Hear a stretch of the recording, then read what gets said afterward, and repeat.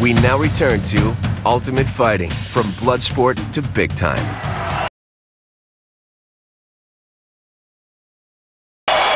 To understand what put the UFC on the road to financial success, you have to go back nearly 80 years and to another hemisphere.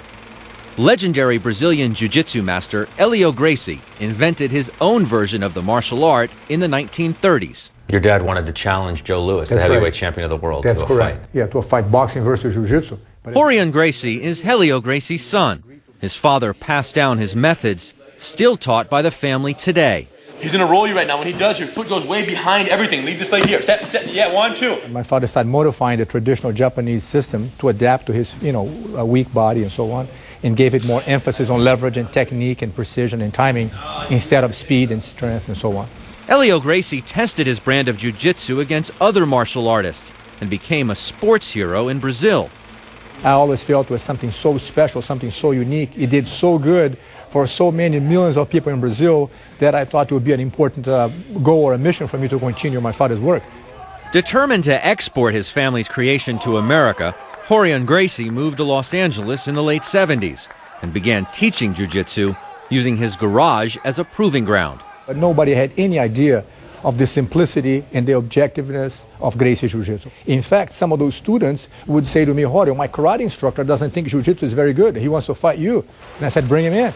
So the students would bring their former martial arts instructors to my garage, and we have those crazy matches, no-holds-bar matches in my garage. As he feels the pressure on the choke, he briefly struggles, then taps out.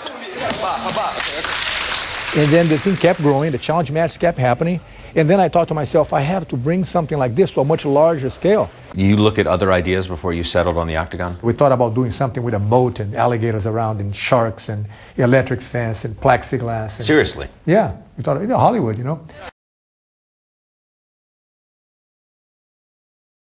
Be forewarned, there are no rules, no judges' scores, and no time limits.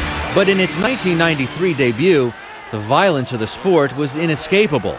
The only rule was no rules, a decision Rorion Gracie doesn't apologize for. Let's go. Whoa! I think we're just missing teeth there. I had to promote the event that way to make it fair to the other competitors. I could not say the tournament has specific rules.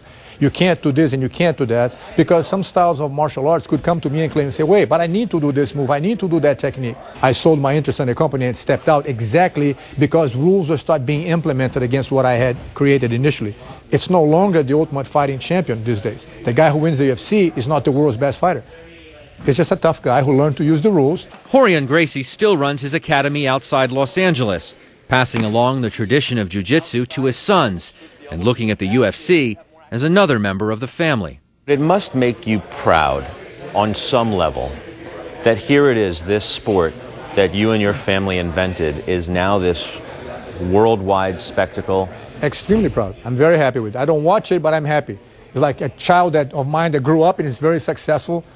He might not have the same views I had, but nevertheless, he's a successful child and he's growing up and is popular all over the world. My dream came true,